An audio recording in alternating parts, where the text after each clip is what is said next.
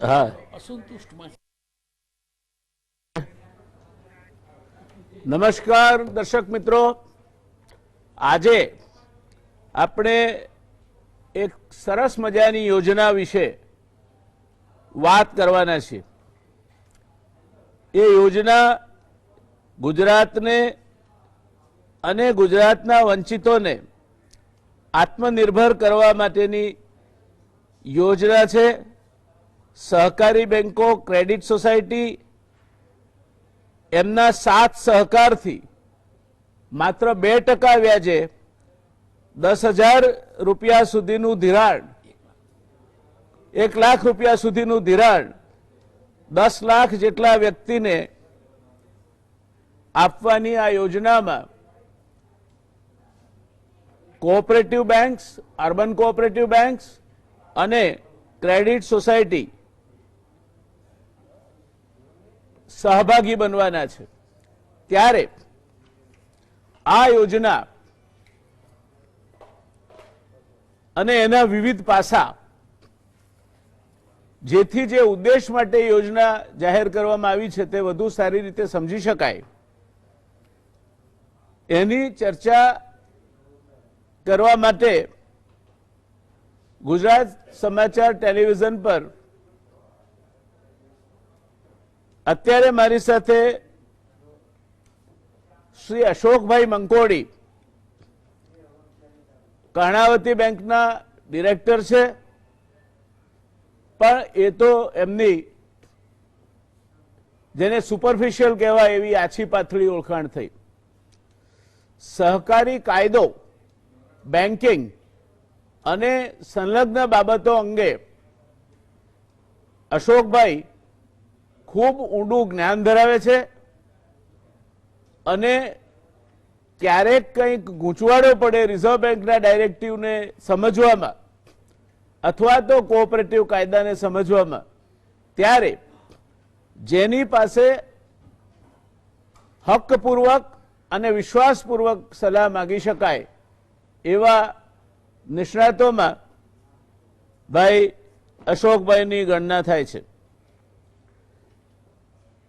નાગરિક બેંક ભાવનગરના chairman Shri Jitubhai banking ક્ષેત્રના અગ્રણી છે, સહકારી બેંક સાથે પનારો પડ્યો છે, એની નાનામાં નાના કળપુર્જાથી માહેર છે અને એક ખૂબ જ સ્પષ્ટ વક્તા અને સાલસ વ્યક્તિત્વ છે એવા જીતુભાઈ ભાવનગરથી આપણી સાથે આ ચર્ચામાં જોડાશે। ભાઈ ઘનશ્યામભાઈ અમીન, ઘનશ્યામભાઈ અમીનની કોઈ ઓળખાણ આપવાની ના હોય, રાજ્ય કક્ષાના સહકારી અગ્રણી અને રાજ્ય સહકારી સંઘના ચેરમેન ઘનશ્યામભાઈનો ખૂબ લાંબો ઇતિહાસ છે સહકારી પ્રવૃત્તિ સાથે જોડાવાનો અને એમાં કામ કરવાનો। પ્રોફેસર હેમંતકુમાર શાહ થોડી વારમાં આપણી સાથે જોડાશે, પણ હેમંતભાઈની ઓળખાણો એટલા માટે નથી આપતો કે હેમંતભાઈ વારંવાર આપણી સાથે ચર્ચામાં જોડાતા હોય છે, શિક્ષણવિદ છે અને અર્થશાસ્ત્રી છે। શરૂઆત કરીએ અશોકભાઈ આપથી।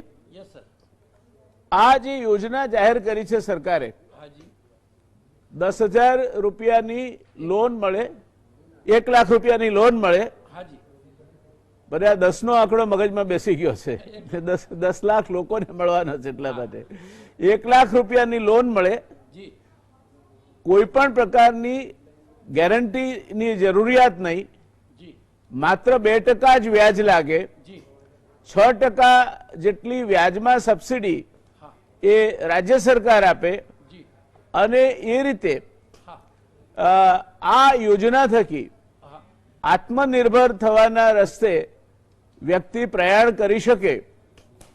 પોતે તો પ્રવૃત્તિ કરે જ, પણ એના થકી બીજાને પણ રોજગારી પૂરી પાડવાનું નિમિત્ત બને એવા ઉદાત્ત હેતુ સાથે આ યોજના જાહેર કરવામાં આવી છે। આપ આ ક્ષેત્ર સાથે ઘણા લાંબા સમયથી જોડાયેલા છો, પ્રાથમિક દ્રષ્ટિએ આ યોજના અંગે આપનું શું મંતવ્ય છે, આપને શું કહેવું છે? પ્રાથમિક દ્રષ્ટિએ યોજના ખૂબ સારી અને આવકારદાયક ચોક્કસ છે, પણ કેટલીક જગ્યાએ કન્ફ્યુઝનો છે. એવું કહે છે કે ગેરંટી નથી આપવાની, પણ ગેરંટી એટલે સિક્યોરિટીમાં તારણમાં કાંઈ નથી આપવાનું, ગેરંટર નથી આપવાના એવું નથી. યોજનાના નિયમોમાં જ લખ્યું છે કે બેંક ગેરંટર માગી શકે છે. સામાન્ય લોકોમાં એવી સમજણ છે કે આમાં કંઈ ગેરંટી આપવાની છે નહીં, માટે જામીન પણ બેંકે માગવા જોઈએ નહીં. આ મોટું કન્ફ્યુઝન અત્યારે છે, જે દૂર કરવા લાયક છે. બેંક જામીન માગી જ શકે છે અને જામીન આપવાના જ છે. યોજના એકંદરે ખૂબ સારી છે અને સારી રીતે જો સુચારુ રીતે અમલ થાય તો ખૂબ લોકોને લાભ પણ થઈ શકે એવો મારો અંગત મત છે. આપ એમ કહો છો કે જામીન આપવાના છે? જી. તો જામીન બનવા માટેની જે લાયકાતો જોઈએ, હા, એ બેંકને પોતાના પેટા નિયમ પ્રમાણે નોમિનલ સભાસદ બનાવી શકે, એની વર્થ જોઈને જામીન સ્વીકારી શકે બેંકને યોગ્ય લાગે તો. અને એની એ વ્યક્તિની પોતાની કઈ નેટવર્થ અથવા તો એમની પાસેની કોઈ તારણમાં મૂકવા પાત્ર તારણ બિલકુલ લેવાનું જ નથી, કશું જ લેવાનું નહીં. પણ 20/1 એટલે જાન્યુઆરી મહિનામાં એનું ધંધો રોજગાર ઉદ્યોગ કે કાર્ય કે શ્રમિક તરીકે હોય તો નોકરી ચાલુ હોવી જોઈએ. એટલે ફિલોસોફી એવી છે કે જાન્યુઆરી મહિનામાં જે લોકોને કંઈક કામકાજ ને રોજગાર હતા અને પડી ભાંગ્યા આ કારણોસર, એને બેઠા કરવાનો હોય. કોઈને નવું સાહસ કરવું હોય એના માટે આ લોન નથી. જેમને કંઈ ને કંઈ કામ કરતા હતા, નોકરી ધંધો રોજગાર ઉદ્યોગ વેપાર નાના વેપાર અથવા શ્રમિક તરીકે કામ કરતા હતા, નોકરી કરતા હતા પ્રાઇવેટમાં, એવા લોકોને આ કોરોનાના કારણે જે મુશ્કેલીઓ આવીને લિક્વિડિટીની શોર્ટેજ થઈ ગઈ, એમાંથી એને બહાર કાઢવા માટે મૂળભૂત હેતુ છે. એટલે 20/1 એનું જે સ્ટેટસ હોય એ એમણે જાહેર કરવું છે કે 20/1 મારું આ હતું જાન્યુઆરી મહિનામાં અને આ કામ કરતો હતો. એ એની એલિજિબિલિટી ક્રાઇટેરિયા છે. પછી નોમિનલ સભાસદ બેંક બનાવી અને રીપે કેપેસિટી વગેરે ચેક કરીને પોતાના નોમ પ્રમાણે ધિરાણ કરી શકે છે. સારી વાત કહી આપે. એનો અર્થ એ થયો કે આ પુનઃવસનની યોજના છે. ચોક્કસ. અને 20મી જાન્યુઆરી પછી જે લોકો પડ્યા છે, 1 જાન્યુઆરીથી ગણો, 1 જાન્યુઆરી ગણો તો જાન્યુઆરીથી જે લોકો આ મુશ્કેલીમાં આવ્યા છે તેમના માટેની યોજના, એમના માટે ખાસ ફોકસ છે આ યોજનામાં. એટલે એમાં ડિસ્ક્રિપ્શન છે કે પહેલી પ્રાયોરિટી એમને આપવાની છે કે ના, યોજનાના નિયમોમાં જ એવી જોગવાઈ છે કે જાન્યુઆરી મહિનામાં એનો કંઈ ને કંઈ કામકાજ ચાલતું હોવું જોઈએ. એટલે કે ધન ઉપાર્જનની વ્યવસ્થા એની હોવી જોઈએ. વેપાર રોજગાર ધંધો નોકરી કે શ્રમિક હોય તો કંઈ ને કંઈ કામ નવું આજથી શરૂ કરવું હોય અથવા નવો બિઝનેસ શરૂ કરવો હોય એ આ યોજનાના કાર્યક્ષેત્રની બહાર છે. અચ્છા, એટલે એ જે કરતા હતા એમાં ઉભા થવા માટે, એમાં એને ફરીથી બેઠા થવા માટે. હવે આપણે જામીનની વાત કરી તો પછી આ જે 2 જામીન લાવવાના, જી, એ જામીનની લાયકાત શું હોવી જોઈએ? સામાન્ય રીતે જામીન પ્રમાણિક સારો માણસ, વ્યવસ્થિત અને બેંકને સ્વીકાર્ય હોય, પોતાનું મકાન મિલકત હોય, સ્થાયી હોય, એક જગ્યાએ અમદાવાદમાં કે ગુજરાતમાં ક્યાંય પણ રહેતો હોય અને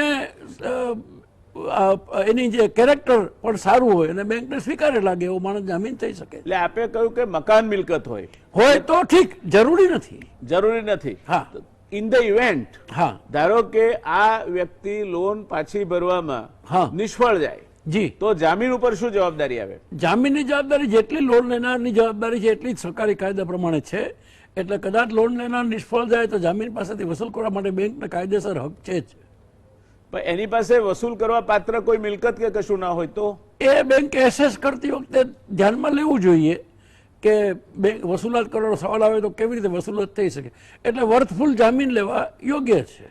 દર્શક મિત્રો, એક વાત સમજી લ્યો કે તમારે 2 જામીન આપવા પડશે. તમે ધંધો કરતા હોવા જોઈએ, એ ધંધામાં બ્રેક પડ્યો હોવો જોઈએ અને એ ધંધો 1 લાખ રૂપિયાની સહાયથી પુનર્જીવિત થઈ શકે તેવો હોવો જોઈએ.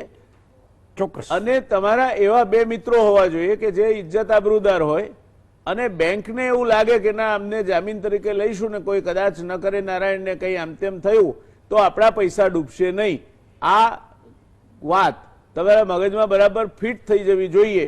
એટલે જઈને બેંકમાં ઉભા રહો અને એમ કહો કે મને તો કોઈ જામીન આપવાના નથી ને તમારે મને લોન આપી દેવી, એવું જે તમે સમજ્યા હો તો મંકોડી સાહેબની વાત સાંભળ્યા પછી આ ક્લેરિફિકેશન જરા તમે કરી લેજો. એક વધારે વાત કહું સાહેબ, જી, ઘણી જગ્યાએ એવી ગેરસમજણો આ જે લાઈનો લાગે છે એમાં થાય છે. લોકો એવું સમજે છે કે આ સરકારી યોજના છે ને આપી જ દેવાના છે પૈસા. ખરેખર આ સહાયતા કે કોઈ લાભાર્થી તરીકે લાભ છે એની લોન છે, એટલે વ્યાજ સહિત માણસે પાછા ભરવાના છે એવી સમજણ સાથે જ લેવાના છે. બિલકુલ. એવી ગેરસમજણ છે કે આ તો સરકાર આપે છે માટે લેવાના જ છે ને બધાને દેવાના જ છે. બરાબર. ખરેખર એવું છે નહીં. બરાબર, એટલે આ લોન મેળો નથી ટૂંકમાં. Right sir. જીતુભાઈ, આપની પાસે આવવા માંગીશ. ખૂબ મોટી સંખ્યામાં લોકો ફોર્મ લેવા ઉમટ્યા છે અને જે તે બેંકમાં એ ફોર્મ સબમિટ કરશે, ડિપોઝિટ કરાવશે, ત્યારે એ ફોર્મની ચકાસણી કરવા માટે કેટલો સમય લાગે આપને અને કયા પ્રકારની ચકાસણી કરવામાં આવશે?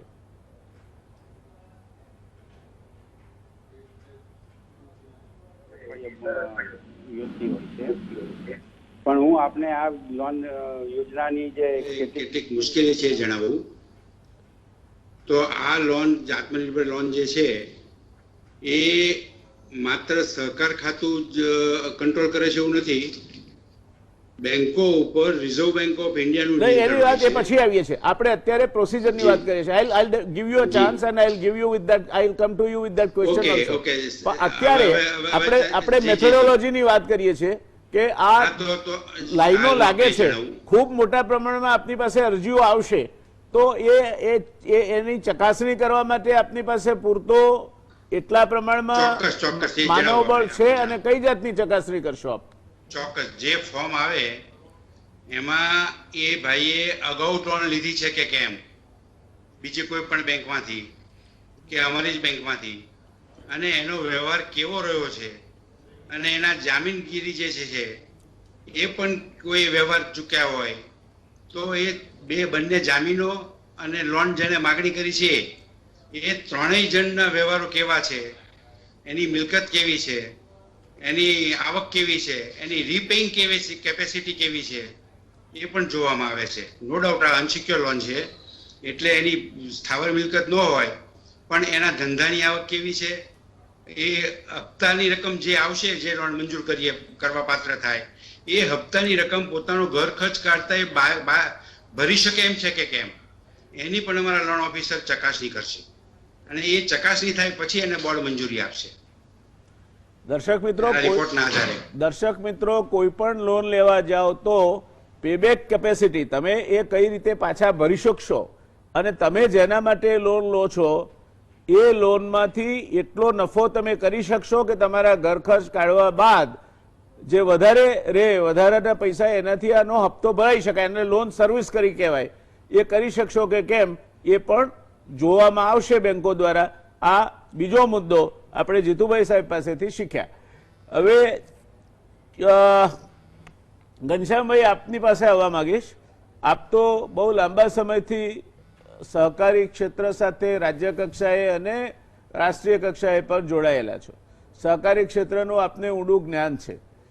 શું લાગે છે આપને આ પ્રકારની લોન સહકારી બેંકો આપશે, એના કારણે સહકારી બેંકોની પોતાની જે કાર્યક્ષમતા છે એના પર કોઈ અસર પડશે?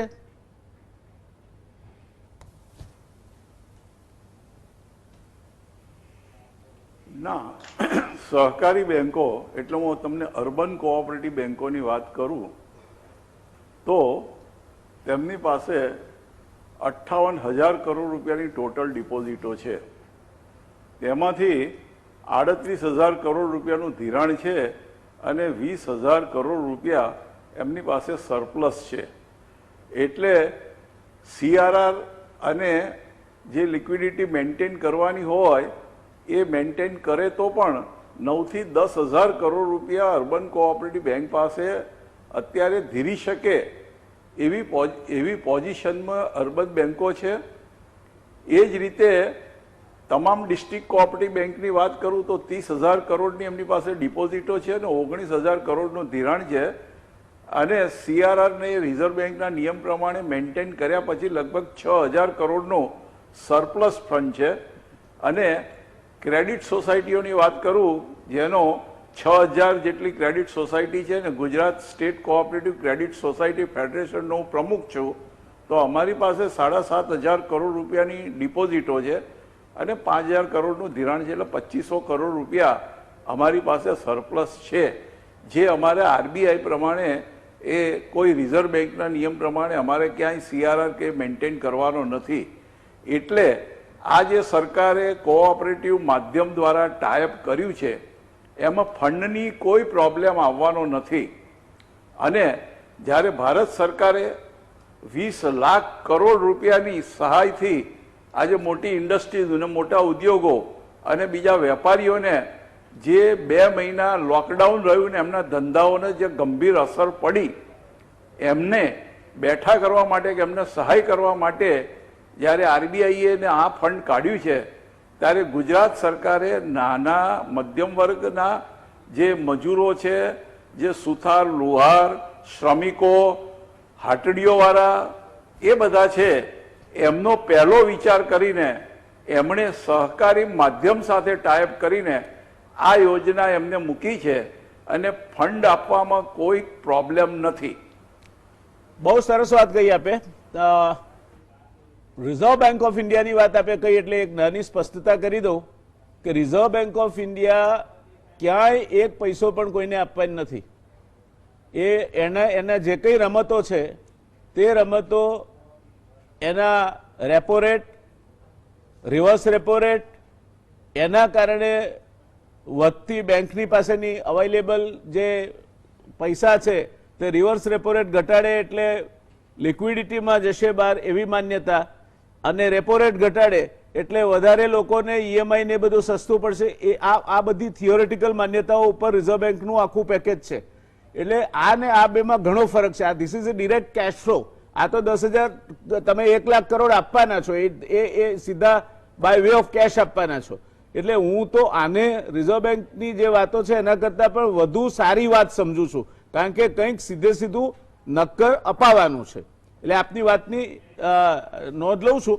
પણ આ આની જે લોકો અરજી કરતા સ્વાભાવિક રીતે આપણે માનીએ છીએ એના કરતાં 5 ગણી, 7 ગણી, 10 ગણી અરજીઓ આવશે તો એ બધાને સંતોષ નહીં આપી શકાય.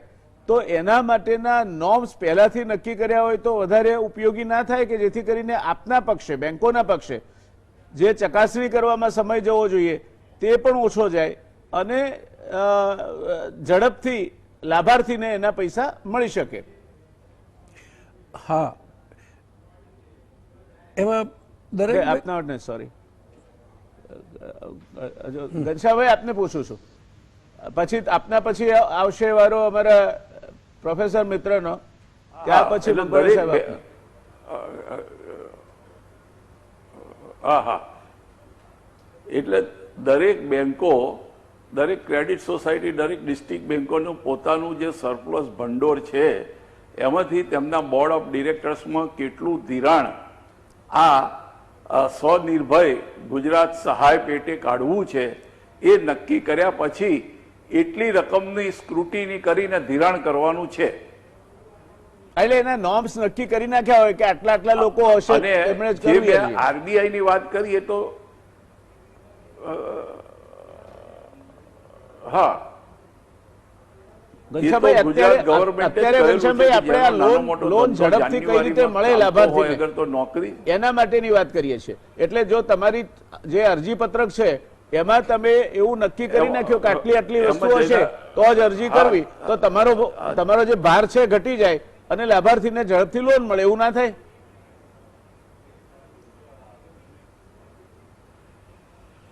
ના, જયનારાયણભાઈ, એમાં જે ગવર્મેન્ટે જે પરફોર્મર લોનનો આપ્યો છે એ બિલકુલ સિમ્પલ છે. સાંભળો, એમાં એની કઈ પ્રોપર્ટી વિશે કઈ વર્ણન કરવાનું કે એવું તેવું કઈ છે જ નહીં.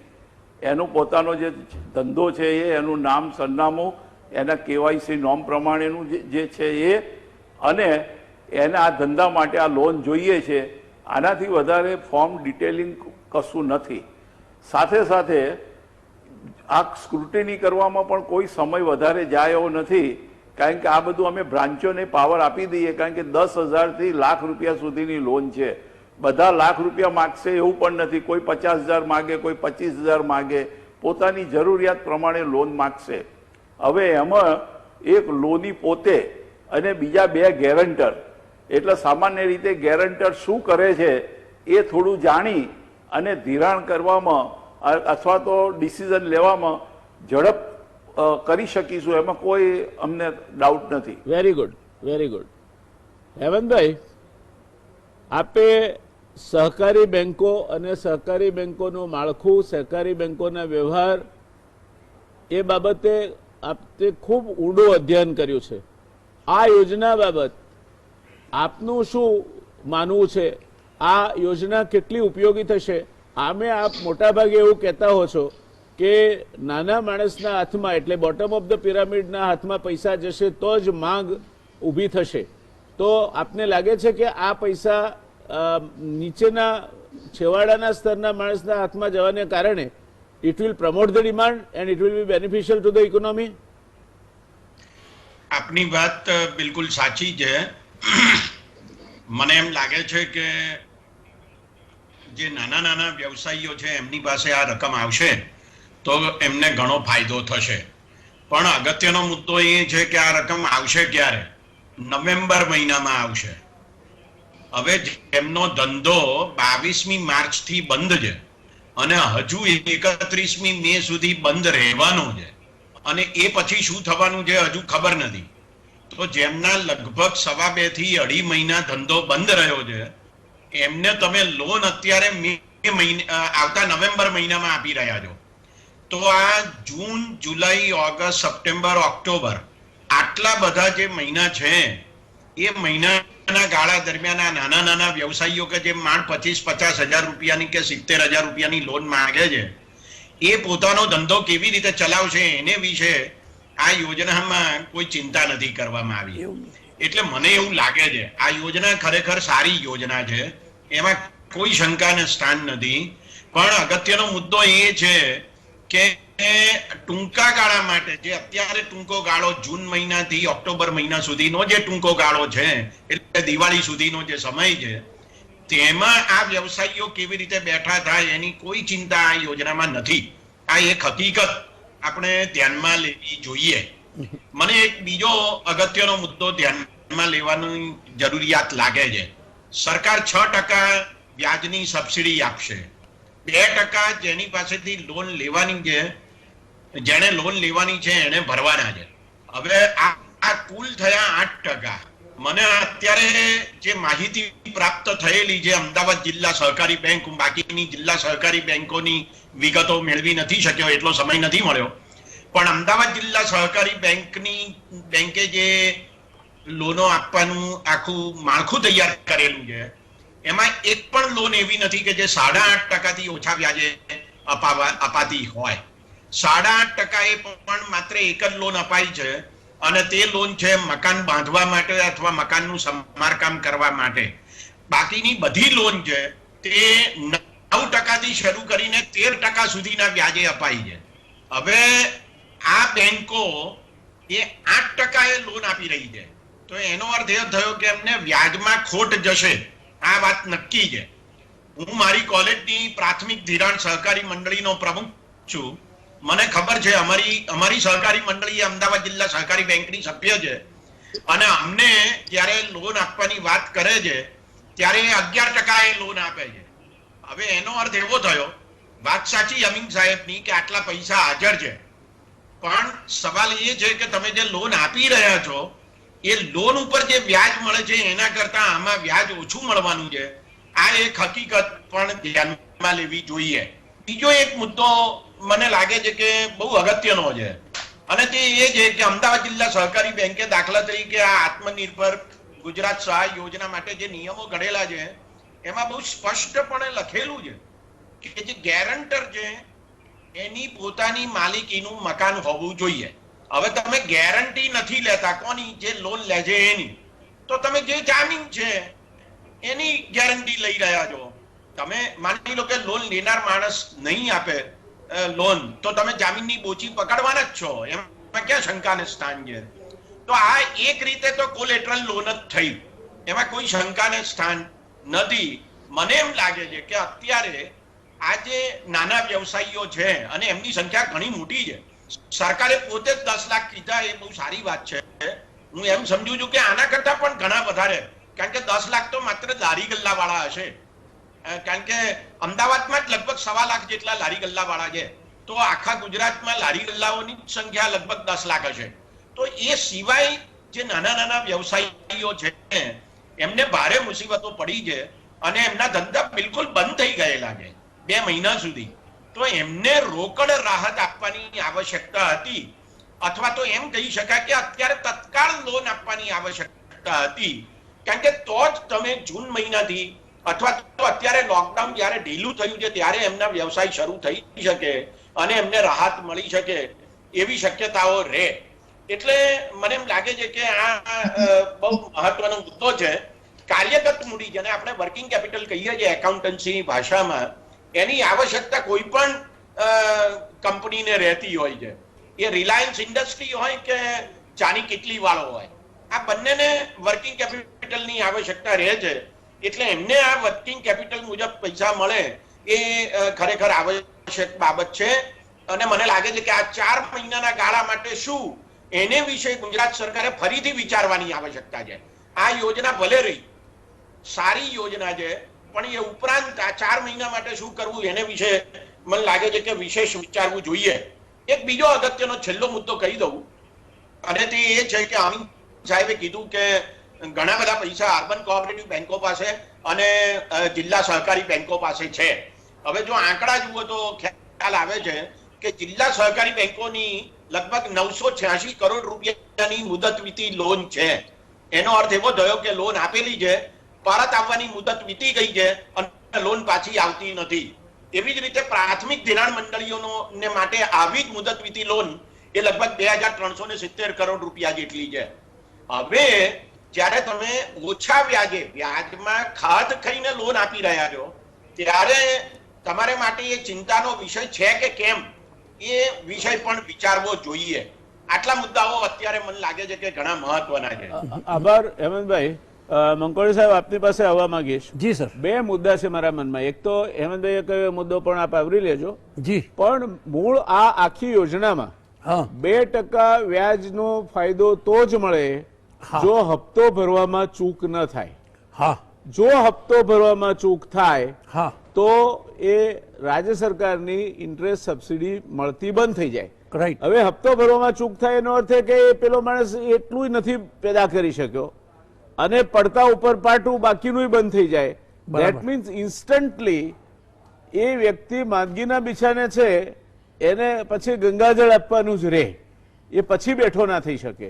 તો આવી પરિસ્થિતિમાં રાજ્ય સરકારે આ યોજના કરી છે, બેંકોએ વેલ મિનિંગ પૈસા આપ્યા છે અને બેંકોની અપેક્ષા banks are in the business of landing money, એમનો ધંધો છે પૈસા આપવાનો, તો એના પૈસાની સલામતીનું શું? Good question sir. એક બે બાબત હું કહું. પહેલી વાત એ કે છેક નવેમ્બરમાં જ પૈસા આપવાના છે એવું નથી. હું જે સમજ્યો છું એ પ્રમાણે સર્ક્યુલરમાં એવું લખ્યું કે નવેમ્બર સુધીમાં ડિસબર્સમેન્ટ, એટલે કાલે મંજૂર થાય તો કાલે ન અપાય એવી કોઈ બંધન છે નહીં મારી સમજ પ્રમાણે. That is number 1. નંબર 2, જે વ્યાજની વાત છે એ અત્યારે તમે જો balance sheets of the urban bank જુઓ તો fund of cost of fund બધી બેંક કાઢે છે અને અત્યારે લગભગ એવરેજ બેંકોના કોસ્ટ ઓફ ફંડ 5.5% આસપાસ પડે છે. તો કોસ્ટ ઓફ ફંડથી તો વધારે વ્યાજની આવક બેંક કરે જ છે, એટલે કદાચ પ્રોફિટ નહીં થાય તો લોસ તો નહીં જ થાય. નંબર 1. સર્ક્યુલરના 13 નંબરના મુદ્દા પર એવું લખ્યું છે કે રાજ્ય સરકાર વન ટાઈમ 2% સબસિડી આપશે, ઇન્સેન્ટિવ આપવાની છે. So that should take the care of the administrative expenses of the bank. એ રાજ્ય સરકારના ગેઝેટમાં છે કે જે ટોટલ ધિરાણ બેંક કરશે એના આઉટસ્ટેન્ડિંગના 2% વન ટાઈમ ઇન્સેન્ટિવ રાજ્ય સરકાર આપશે, that is beyond the interest subsidy. So it will take care of the fund cost plus administrative cost. તો હું નથી માનતો કે બેંકને લોસ કરવાની ક્યાંય જગ્યા બચી હોય. નંબર 1. નંબર 2, નવેમ્બર સુધીમાં ડિસબર્સમેન્ટ કરવાનું છે એટલે નવેમ્બર સુધી પહેલા કરી દેવાનું, એટલે જે 3 મહિના છે એમાં ના આપવા એવી કોઈ મનાઈ છે નહીં. એ આઉટસાઇડ લિમિટ છે. એ outside, that is the highest limit કે નવેમ્બર સુધીમાં કરી આવું.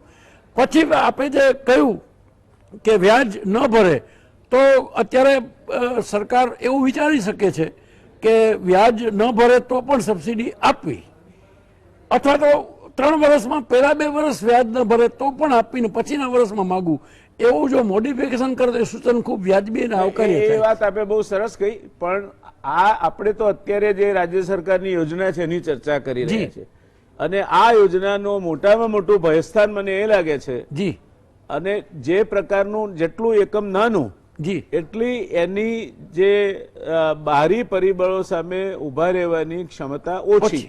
એટલે આમે ઉદ્યોગોમાં તમે લઘુ ઉદ્યોગો લઈએ તો 60% માંદા છે. હા. આપણે એટલો બધો દર ના પકડીએ, પણ Correct. 50% પણ તમે પકડો હા તો આ 50% પૈસા બેંકોએ જે ધીર્યા હોય જી એ પૈસા રાજ્ય સરકાર સબસિડી આપતી બંધ થઈ જાય, એટલે પેલો તો પછી ઉભો જ નહીં થઈ શકે. એ વાત તો વ્યાજબી છે. આ પૈસાની સલામતી બાબતની કોઈ જોગવાઈ અત્યારે દેખાય છે? મને નથી દેખાતી.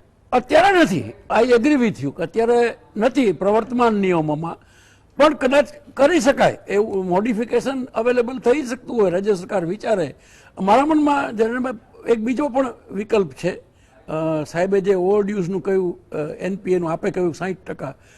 જો જેવી રીતે ઇન્ડસ્ટ્રીયલ ફાઇનાન્સ આપણે કરીએ છીએ લઘુ ઉદ્યોગ વગેરેને, એને જીઆઈડીસી એટલે credit guarantee corporation of India DICGC A insurance નીચે કવર કરે છે કે કોઈ પણ સંજોગોમાં બેંકની બધી પ્રક્રિયા પૂરી થયા પછી પણ જો ઉદ્યોગના પૈસા ના આવે તો ઇન્સ્યોરન્સ કવર મારફતે ઇન્ડસ્ટ્રીયલ કોર્પોરેશન સીડીબી જેવા એ આપે. તો રાજ્ય સરકાર આવી એક કોઈ ગ્રુપ ઇન્સ્યોરન્સ યોજના જો દાખલ કરે કે જેમાં બેંકોના ફરક પડે.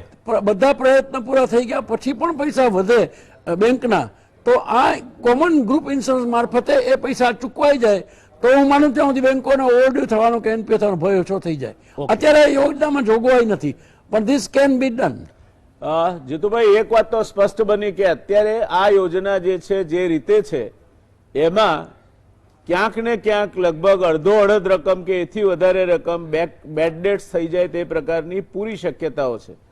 કારણ કે એક વખતે એક હપ્તો ચૂક્યો, રાજ્ય સરકાર બહાર નીકળી ગઈ, પછી એ માણસનો હતોપતો અને એ માણસ પૈસા ભરે તે શક્યતાઓ લગભગ નીલ થઈ જશે. એટલે આપ એ બાબતમાં પણ પ્રકાશ પાડો, અને આપ રિઝર્વ બેંક ઓફ ઇન્ડિયા વિશે કોઈ મુદ્દો આપણે ચર્ચા શરૂ કરી ત્યારે કહેવા માંગતા હતા, તો એ મુદ્દા વિશે પણ આપને જે કંઈ વાત હોય તે આપ હવે મૂકી શકો છો.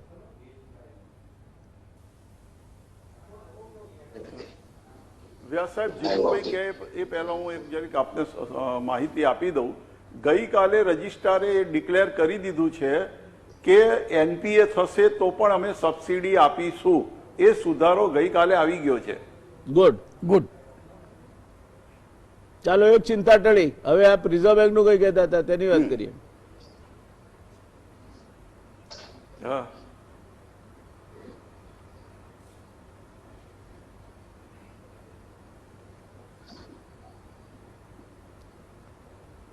અને રજિસ્ટ્રારની સાથે સાથે જીતુભાઈ એક વાત જોડી દો જો આપતો વધારે સારું રહેશે, કે રજિસ્ટ્રારે કહ્યું કે એનપીએ થશે તો સબસિડી આપી દઈશું, પણ એના કારણે બેંકનું જે રિઝર્વ બેંકના નોર્મ્સ છે એનપીએના, એમાં બેંક ફસાશે એવી પરિસ્થિતિનું નિર્માણ થતું હોય તો શું કરવાનું?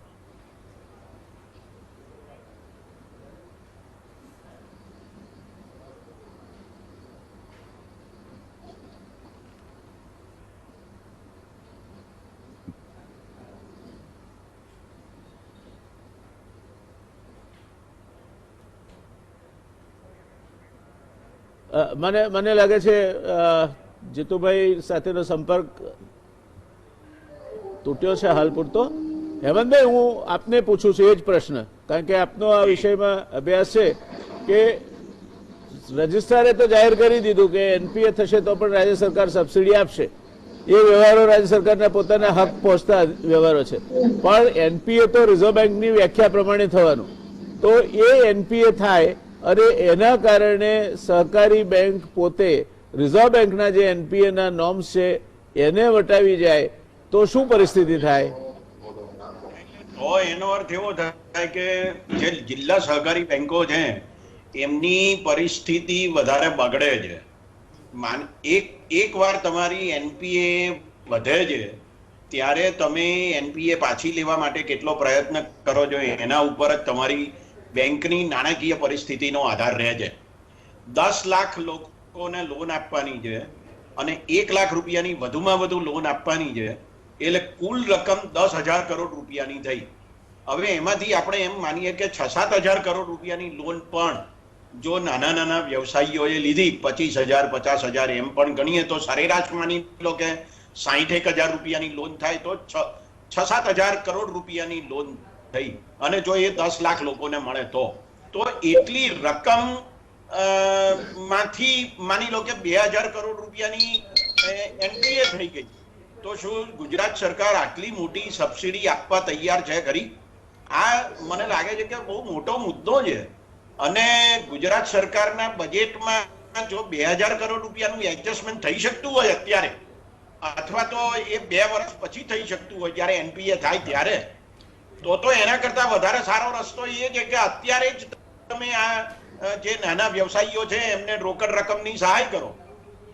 તો મને લાગે છે કે આ આખો મુદ્દો વધારે પડતો પેચીદો છે, આપણે માનીએ છીએ એટલો સરળ મને દેખાતો નથી. અને એક બીજો મુદ્દો પણ મારે ધ્યાનમાં લેવા જેવો લાગે છે મને, અને તે એ છે કે જ્યારે એમએસએમઈસ માટે પેકેજની જાહેરાત થઈ, ભારત સરકારના નાણાં પ્રધાને કરી, ત્યારે એમણે એવું કીધેલું કે અમે 45 લાખ એકમોને 3 લાખ કરોડ રૂપિયાની લોન આપીશું અને સરકાર એની ગેરંટી આપશે.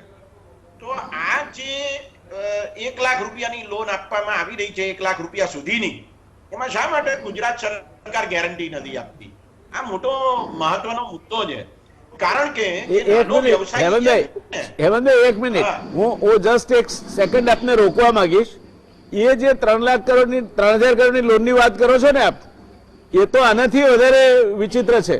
તમારી જે વર્કિંગ કેપિટલ હોય, તમે એની લિમિટ હોય, તમે ડિફોલ્ટિંગ ના કર્યું હોય તો એ લિમિટ 20% વધારી આપવાની વાત છે. એટલે એ તો આના કરતા વધારે કોમ્પ્લિકેટેડ યોજના છે ભારત સરકારની. મારો મુદ્દો એ છે સાહેબ કે 25,000 કે 50,000 રૂપિયાની લોન મારે માની લો કે આ યોજના હેઠળ જોઈતી હોય અને મારે કોઈને જામીન બનાવવા છે, તો આજકાલ નાના જે વ્યવસાયીઓ છે ને એ જામીન એમની પાસે બનાવશે કે જેમની પાસેથી એ 5-50 હજાર રૂપિયાની લોન લે છે, અને એમને 5-10% નહીં પણ 20%, 25%, 100%, 200% નું વ્યાજ ચૂકવે છે. એટલે જામીન જે આપશે ને એ એની પાસેથી થોડા પૈસા લઈ લે છે. આ હિડન સિસ્ટમ છે ઓફ ઇન્ટરેસ્ટની. આ એક હકીકત છે, કોઈ શંકાને સ્થાન નથી. તમે ભાડે ચલાવતા રિક્ષાવાળાઓ અથવા 25-50 હજારની લારી શાકભાજી વેચનારાઓ નો જે આવો અનઓર્ગેનાઇઝ મની માર્કેટ નો રેટ ઓફ ઇન્ટરેસ્ટ છે ને, એ કલ્પના બહારનો છે, એમાં કોઈ શંકાને સ્થાન નથી. એટલે તમે જયારે જામીન માંગી રહ્યા છો ત્યારે આ વ્યાજનો દર જે હિડન રેટ ઓફ ઇન્ટરેસ્ટ છે જેની કોઈ દિવસ ખબર નથી પડવાની, એ મોટો સમસ્યાનો મુદ્દો છે. ના, that is a point well taken. Jitubhai આપ પરત જોડાઈ ગયા છો, વેલકમ. હું આપને કહેતો હતો કે આપ રિઝર્વ બેંક અંગે કઈ વાત કરી રહ્યા હતા, જ્યારે મેં કહ્યું કે આપણનો અપ્રોપ્રિએટ ટાઈમે આપ એ વાત મૂકજો, તો હવે આપ પુનઃ જોડાઈ ગયા છો. ત્યારે આપ આ લોન સંદર્ભે કંઈક રિઝર્વ બેંકને લગતી બાબત કહી રહ્યા હતા, તે શું હતી?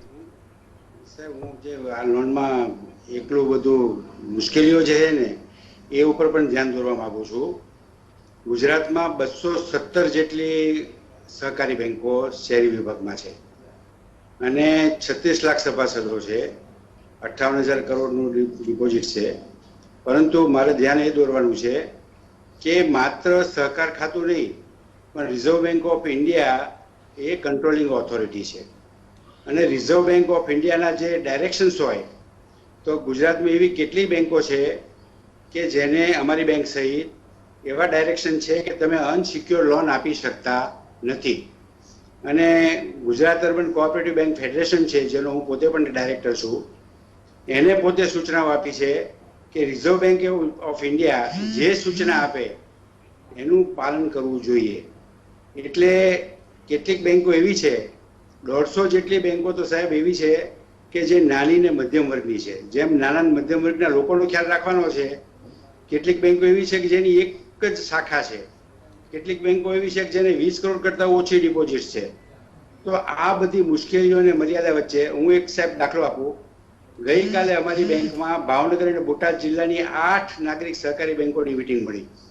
8માં અમારી 2 બેંક જે છે, અમારી અને સિહોરની, એ તો રિઝર્વ બેંકના નિયંત્રણમાં હતી, એના ડાયરેક્શન હતા કે તમે આપી શકો નહીં. પણ બાકીની 6 બેંકોના ચેરમેન ને હોદ્દેદારોની પણ જે રિપેઇંગ કેપેસિટી અને આ પૈસા પાછા આવશે કે નહીં એ જ ચિંતા હતી અને આપવામાં હિચકિચાટ અનુભવતા હતા. અને કોઈ સંજોગોમાં અમારી મહિલા નાગરિક સહકારી બેંક છે એ કે અમારા સભ્યો 700 રૂપિયાનો હપ્તો પણ ભરી નથી શકતા, તો આની ગેરંટી કોણ લે છે? કેપેસિટી નથી, એને મુશ્કેલી ખૂબ પડે. તો આ બધી મર્યાદાઓ છે. અને રિઝર્વ બેંકમાં બીજો એક નિયમ છે કે 20% વધારે નોમિનલ સભ્યો જે હોય એ લઈ શકાતા નથી. તો આ તો જે લોન લેવા આવે એ અમારા સભાસદ તો હોય નહીં, એટલે એને નોમિનલ સભાસદ બનાવવા પડે. એ ઉપરાંત 10%થી વધારે અનસિક્યોર લોન નથી આપી શકતા. એટલે માનનીય ઘનશ્યામભાઈ કહેતા કે આટલું બધું ભંડોળ છે, પણ એ થોડીક મોટી બેંકો છે એની પાસે ભંડોળ વધારે છે. નાની અને મધ્યમ વર્ગની બેંકોની તો ખૂબ મર્યાદાઓ અને ખૂબ મુશ્કેલી છે અને ખૂબ ચિંતા સતાવે છે કે આ લોન જો આપી દઈએ ઉત્સાહમાં, પણ પછી હું એક બીજો સાહેબ દાખલો આપું કે અમારી પાસે અનસિક્યોર લોન 3 કરોડ જેટલી બાકી લેણી બોલે છે અને ખૂબ પ્રયત્નો કર્યા છતાં હજી પરત આવતી નથી. એટલે ઘણી બધી ચિંતા, ઘણી બધી હિચકિચાટ અને કોઈ ગેરંટી સરકારની નથી. સરકારની યોજના છે પણ પૈસા તો બેંકોએ પોતાના ભંડોળમાંથી આપવાના છે. એટલે જોખમ કોની ઉપર છે? સહકારી બેંકો ઉપર. તો આ સંજોગોમાં 6% વ્યાજ આપીને રાજ્ય સરકાર એમ કે અમે બધું કરી દીધું, પણ સહકારી બેંકોની ખૂબ મર્યાદા આવવાની છે સાહેબ, એ ધ્યાન દોરવા માંગુ છું. Thank you Jitubhai. ઘનશ્યામભાઈ, જીતુભાઈએ કહ્યું, આપે સાંભળ્યું હશે, મહદઅંશે એમની વાત હતી કે આ તો બધો કન્યાની કેડે ભાર છે અને રિઝર્વ બેંક ઓફ ઇન્ડિયા એના પણ કેટલાક નિયંત્રણો છે કે તમે આ રીતે ક્લીન લોન આપી શકતા નથી. તો આ પરિસ્થિતિમાં આવનાર સમયમાં જ્યારે આ લોનનું અમલીકરણ અને ડિસ્બર્સમેન્ટના તબક્કે આવશે ત્યારે એક મુદ્દો કે કોઈ મુશ્કેલી આપ જુઓ છો? અને બીજું કે જો આ લોન આપવામાં રાજ્ય સરકારે કાં તો રીફાઇનાન્સ અથવા તો ક્રેડિટ ગેરંટીની રીતે ઇન્સ્યોરન્સ બેમાંથી કોઈ ઉપાય રાખ્યો હોત તો બેંકોને આ લોન કાચી પડવાના પ્રશ્નો રહેત નહીં. આ બાબતે આપને શું કહેવું છે?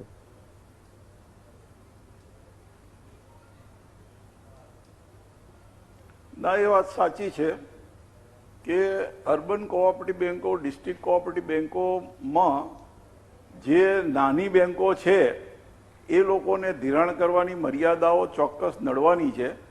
પરંતુ સરકારે આવી કોઈ લોનો આપવા માટે કોઈ સંસ્થાને ફરજ પાડી નથી. ફક્ત કોઓપરેટિવ સેક્ટરે આ સરકારની જે યોજના છે એને સહર્ષ વધાવી લીધી છે.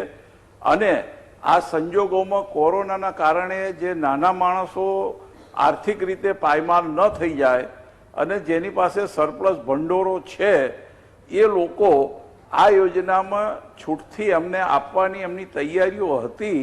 એટલે સરકારે બેંકો સાથે ચર્ચા કરીને આ નિર્ણય લીધેલો છે. હવે આરબીઆઈએ જે આરબીઆઈની વાત કરી કે અનસિક્યોર્ડ લોન, પણ 50,000 રૂપિયા સુધી તો અનસિક્યોર્ડ તમે ધિરાણ કરી શકો છો. એટલે 5 લાખ. અને જે બે પાછા શ્યોરિટી લો છો, લાખ રૂપિયાથી ઉપર વધારે ધિરાણ કરવાનું હોય તો મોર્ગેજ, હાઇપોથિકેશન, તારણ વગેરે લેવું પડે. પરંતુ બે ગેરંટીઓથી લાખની અંદર ધિરાણ કરવું હોય તો મારી દ્રષ્ટિએ કદાચ આરબીઆઈના પ્રશ્નો ઓછા નડશે. અને નાની ક્રેડિટ સોસાયટીઓ હોય, નાની અર્બન કોઓપરેટિવ બેંકો હોય, એ બિલકુલ ધિરાણ ન કરે તો એમને કંઈ વાંધો નથી. અગર તો જે એમના સભાસદો છે અને એમના સભાસદો જે અફેક્ટ થયા છે આ ધંધામાં, તો એમના સભાસદોની કાળજી લેવાની દરેક સહકારી સંસ્થાઓની ફરજ થઈ પડે છે. અને એવા એમના સભાસદોને 50,000, 75,000 લાખ રૂપિયા આપીને બેઠા કરવામાં કોઈ તકલીફ કોઈને પડે તેમ નથી. અને ઘણી બધી બેંકોનો એ પણ એક અનુભવ રહેલો છે કે નાનું માઇક્રો ફાઇનાન્સના પૈસા ખાસ જતા નથી. જે મોટા ધિરાણો 50 લાખ અને કરોડ રૂપિયા એક જ પાર્ટીમાં જાય એના કરતાં માઇક્રો ફાઇનાન્સ જે અમે કરતા હોઈએ છીએ એ માઇક્રો ફાઇનાન્સમાં ટોટલ આ જે એનું ક્વોન્ટમ હોય છે એ ઘણું ઓછું હોય છે. એટલે એ રીતે બેંકોને ધિરાણ કર્યા પછી મુશ્કેલી આવશે એવું હું બહુ માનતો નથી. પરંતુ જીતુભાઈના સજેશન પ્રમાણે સરકાર એમાં કંઈ બી જવાબદારી સ્વીકારે તો એ આવકાર્ય છે.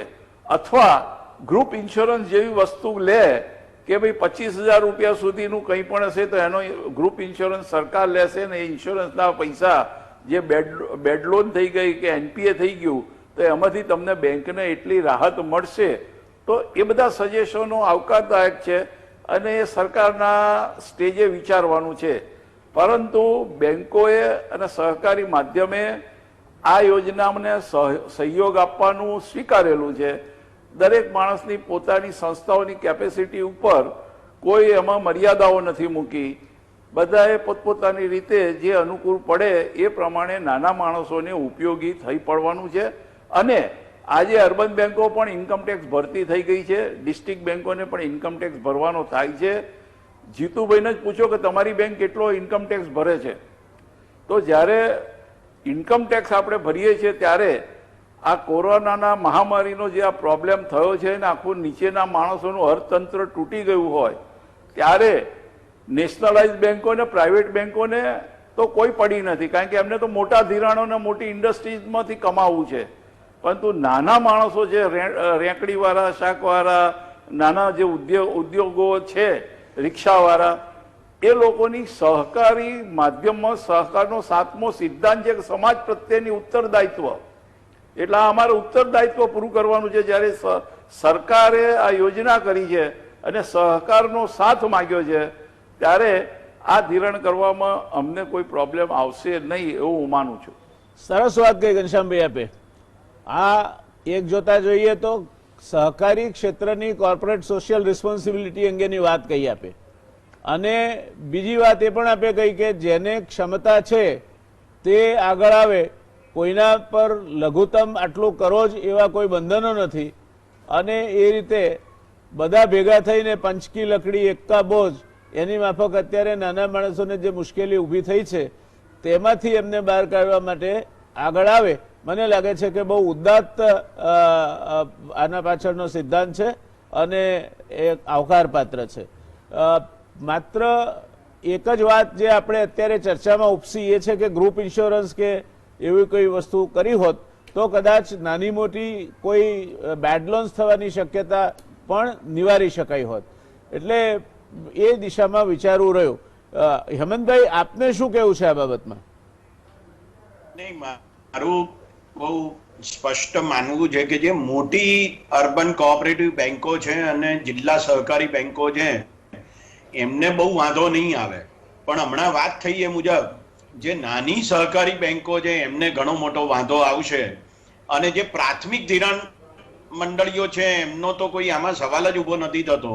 જિલ્લા રજિસ્ટ્રારોએ અત્યારે વોટ્સએપ ગ્રુપ બનાવી દીધું એ બધી પ્રાથમિક સહકારી મંડળીઓનું, અને પછી એમાં બધાને જોડવાનો પ્રયત્ન કર્યો અને બધા પ્રાથમિક ધિરાણ સહકારી મંડળીઓ વાળા સામે રજિસ્ટ્રારને પૂછે છે કે અમે તો અમારા સભ્યોને જ લોન આપીએ છીએ, બીજા કોઈ દિવસ લોન નથી આપી, અમારા પેટા કાયદામાં આ મુજબ કશું લખેલું છે જ નહીં. તો આ જે સમસ્યાઓ ઊભી થઈ છે એ સમસ્યાઓ અને ગૂંચવાડાનો ઉકેલ બહુ ઝડપથી લાવવો જરૂરી છે. અને શક્ય તેટલી વધારે મને તો જે 16મી મેનો જે ગુજરાત સરકારનો ઠરાવ છે કૃષિ વિભાગનો, સહકાર વિભાગનો, એમાં તો બહુ સ્પષ્ટપણે લખેલું છે કે 31મી ઓક્ટોબર સુધીમાં ચકાસણી કરવાની છે અને 15મી નવેમ્બર સુધીમાં લોનનું વિતરણ કરવાનું છે. એટલે 1 નવેમ્બરથી 15 નવેમ્બર સુધીમાં લોન આપવાની છે. એ પહેલા લોન આપવાની છે એવું આમાંથી ફલિત નથી થતું. એવું જો થતું હોય તો બહુ સારી વાત છે કે હું આજે લોન માટે અરજી કરું છું અને મને 2 દિવસમાં લોન મળી જાય છે તો બહુ સારી વાત છે. પણ એવું થવું જોઈએ જો ખરેખર એવો એનો અર્થ નીકળતો હોય તો. મારું માનવું એવું છે કે એવો અર્થ એમાંથી નીકળતો નથી. એટલે આ બેટા તું મોટો થાત અને પરણાઈશું એવા પ્રકારની એક પરિસ્થિતિ ઊભી થાય છે.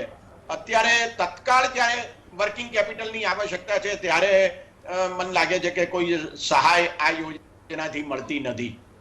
ઘનશ્યામભાઈ, આપ જેવા સહકારી અગ્રણીઓએ આ 2-4 મુદ્દા રાજ્ય સરકાર સાથે તાત્કાલિક અસરથી હાથ ધરી અને એમાંથી જે કંઈ ક્લેરિફિકેશન્સ જરૂરી હોય તે સૂચનાઓ અપાઈ જાય તો મને લાગે છે યોજનાનો હેતુ સારો છે. ઘણી બધી બેંકો એવી છે કે જે પોતાનું સોશિયલ અથવા તો સામાજિક દાયિત્વ નિભાવવા માગે છે, એમને મદદ કરવી છે, અને છતાં ઘણા મોટા નાના લોકોને ભેગા કર્યા છે જેમને કંઈ કરવાનું નથી, માત્ર હોબાળો જ કરે છે. જે ક્રેડિટ સોસાયટીની વાત કરી, એના સહકારી રજિસ્ટરે ગ્રુપ બનાવ્યું ને પછી એમાં જે વિદ્વતાપૂર્ણ ચર્ચાઓ ચાલીને એની, તો મને લાગે છે કે જીતુભાઈ છે કે આપ છો, બંકોળી સાહેબ છે કે આપણે જે જાણો છો આ વિષયને, અને એમાં આપ તો રાષ્ટ્રીય કક્ષાએ અગ્રણી છો આ ક્ષેત્રે, તો આ નાની નાની બાબતો જે આજે ચર્ચામાંથી ઉપસ્થિત થઈ છે તે અંગે એકાદ બે દિવસમાં રાજ્ય સરકાર તરફથી સ્પષ્ટ વલણ નક્કી થઈ અને જો સૂચનાઓ અપાઈ જાય તો મને લાગે છે કે જે ઉમદા હેતુથી રાજ્ય સરકારે આ યોજના બહાર પાડી છે એનું અમલવારી કરવામાં પણ એટલી જ ઝડપ બતાવી શકાશે અને ખરેખર જેના માટે આ યોજના બહાર પાડી છે એ લોકો પણ એનો પૂરો લાભ લઈ શકશે. એવું નથી લાગતું આપને?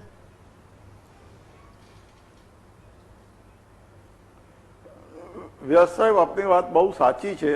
અમે રજિસ્ટ્રાર સાથેના કોન્ટેક્ટમાં છીએ, સહકાર મંત્રી સાથેના પણ કોન્ટેક્ટમાં છીએ. સરકારને લોન વહેલી આપવામાં આવે તો સરકારને કોઈ વાંધો નથી હોતો, પરંતુ જે ડિપાર્ટમેન્ટ તરફથી જે એમના પરફોર્મા બહાર નીકળ્યા છે એમાં આવી તારીખો લખી છે. અમે એમનું ધ્યાન દોરીશું એટલે ચોક્કસ એ સુધારો કરશે કે બેંકોએ ઝડપથી લોન આપવાની હોય તો સરકારને એમાં કોઈ વાંધો હોઈ ના શકે, એટલે ચોક્કસ એમાં સુધારો થઈ શકશે. સરસ. ક્રેડિટ સોસાયટીની વાત કરું તો અમારી ગુજરાત સ્ટેટ કોઓપરેટિવ ક્રેડિટ સોસાયટીના વાઇસ ચેરમેન છે સુરતના, શ્રમિક કોઓપરેટિવ ક્રેડિટ સોસાયટી, એમને 10 કરોડ રૂપિયા આના માટે ફાજલ કાઢ્યા છે આ યોજનામાં આપવા, અને અત્યાર સુધી 700 ફોર્મ એમને વેચી દીધા છે. એટલે જે મોટી સંસ્થાઓ છે, મેં એમની સાથે લંબાણમાં ચર્ચા કરી તો એમને એમ કહે છે કે અમારું 5.5 થી 6%, કારણ કે સેવિંગ અને બીજું બચત ને બધાનું અમારું એવરેજ 6%થી વધારે બોરોઈંગ રેટ આવતો નથી. એની સામે એમના 8% વ્યાજ મળે છે. અને અત્યારે ધંધા બંધ હોવાથી અમારા પૈસા લેન્ડિંગ થયા નથી, અમારી પાસે સરપ્લસ ફંડ પડ્યું છે. એટલે ગઈકાલે જ અમારી બોર્ડ મીટિંગ થઈ અને એમાં 7 કરોડ રૂપિયા અમે પહેલા સ્ટેજે ફાજલ એટલે કે આમાં ધિરાણ કરવાનું નક્કી કરેલું છે. બહુ સરસ. ધિરાણ તો ક્રેડિટ સોસાયટીઓથી માંડી, અર્બન બેંકોથી માંડી, ડિસ્ટ્રિક્ટ બેંકો પણ કરશે. નહીં, આપણે મને લાગે છે કે આ ચર્ચા ઘનશ્યામભાઈ આશાવાદી સૂર પર પૂરી કરીએ અને આપ જેવા જે અગ્રણીઓ છે, આપે આ આખો બધી એના મુદ્દાઓ સાંભળ્યા છે, તો આપ છો, બીજા અગ્રણીઓ છે સિનિયર, એ લોકો 4-5 ભેગા થઈને રાજ્ય સરકાર પાસેથી આ અંગે તાત્કાલિક અસરથી જે કંઈ ક્લેરિફિકેશન અથવા તો સૂચનાઓ બહાર પાડવાની હોય તે પડાવો એવી અપેક્ષા હું રાખું છું. ઘનશ્યામભાઈ, આપે ખૂબ સરસ મુદ્દાઓ ઉપસ્થિત કર્યા, ચર્ચામાં ભાગ લીધો. જીતુભાઈ, આપ અમારી સાથે જોડાયા. અશોકભાઈ અહીંયા સ્ટુડિયોમાં મારી સાથે મોજૂદ છે, અને હેમંતભાઈ, આપે પણ આપના અનુભવમાંથી ખૂબ ઉપયોગી સૂચનો કર્યા. આપ ચારે મિત્રોનો ખૂબ ખૂબ આભાર.